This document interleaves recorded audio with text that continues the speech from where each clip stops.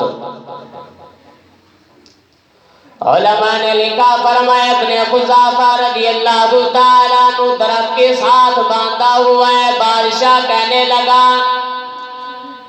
تیر اندازوں سے کہنے لگا، اور تیر اندازوں اپنے ترکش میں سے تیر کو نکالو اور تیروں کی بارش برساؤ۔ یاد رکھو کہ کوئی تیر عبداللہ ابن حذافہ کو کوئی لگنے نہ پائے، ادھر ادھر سے نکل جائے۔ اور بادشاہ سلامت کیا بات ہے، پہلے تو کہتا ہے تیر چلاؤ، پھر کہتا ہے اسے تیر لگنے نہ پائے، بغیر چھوئے نکل جائے، کیا بات ہے۔ بادشاہ کہنے لگا، روم کا بادشاہ ہے، کہنے لگا او میرے تیر کشو، او میرے تیر اندازو، میں تیر اس لیے چلانا چاہتا ہوں تاکہ یہ ابن حذافہ کے دل میں ڈر پیدا ہو جائے، ڈر و ہراس پیدا ہو جائے، خوف زدہ ہو کر یہ اسلام کو چھوڑ دے، ہم دوبارہ ہمارے مذہب کے اوپر آ جائے۔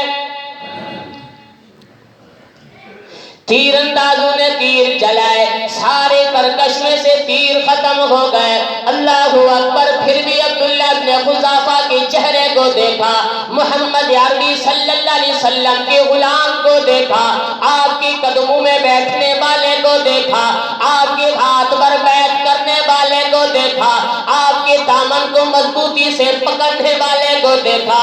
چہرے کے اوپر ذرہ برابر بھی خوف نہیں ہے، کوئی ڈر نہیں ہے، بلکہ اطمینان کے ساتھ کھڑے ہوئے نظر آئے۔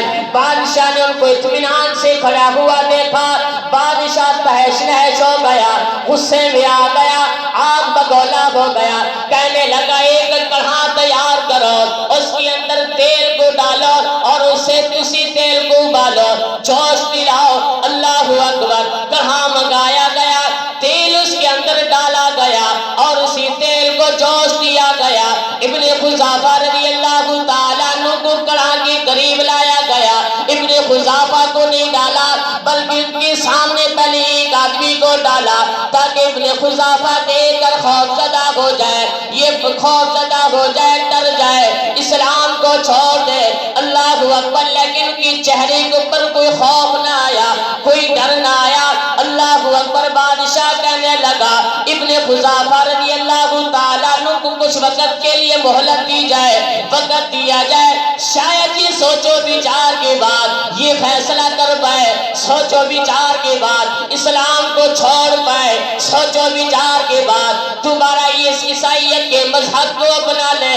اللہ اکبر۔ تھوڑی دیر کے بعد پھر عبداللہ بن ابن حذافہ رضی اللہ تعالیٰ عنہ کو کڑھا کے قریب لائے اور دیکھنے والوں نے دیکھا، تماشیوں نے دیکھا، اور وزیروں مشیروں نے دیکھا، بادشاہ کے چمچوں نے دیکھا، دیکھ کے کیا کہنے لگے، عبداللہ ابن حذافہ کی آنکھوں میں آنسو ہے۔ اللہ اکبر۔ دیکھ کے فوراً بادشاہ کے پاس بھاگے دوڑے اور کہنے لگے او بادشاہ سلامت، عبداللہ کی آنکھوں میں آنسو آ گئے، ابن حذافہ کی آنکھوں میں آنسو آ گئے۔ بادشاہ نے کہا میرے پاس لے آؤ، میرے قریب کرو، شاید ابن حذافہ یہ خوف زدہ ہو گیا ہے، شاید ڈر گیا ہے، شاید اس نے اسلام کو چھوڑنے کا فیصلہ کر لیا ہے، شاید اس نے عیسائیت کو دوبارہ اپنانے کا فیصلہ کر لیا ہے۔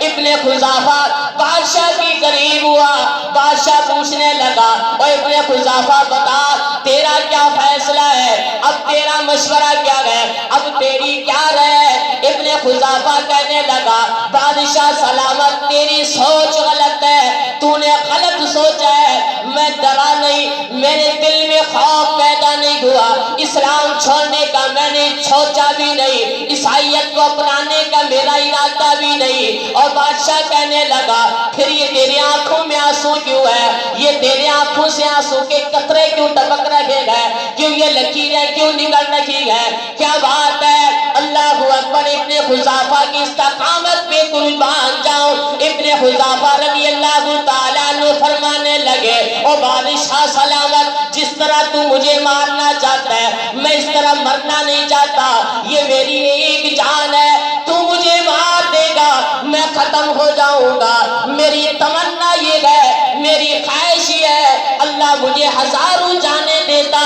ساری کی ساری محمد عربی صلی اللہ علیہ وسلم کی دین کے لیے ساری جانیں میں قربان کر دیتا۔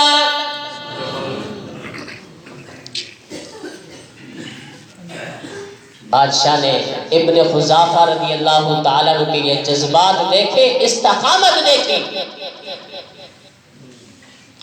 بہت ہی متاثر ہوا۔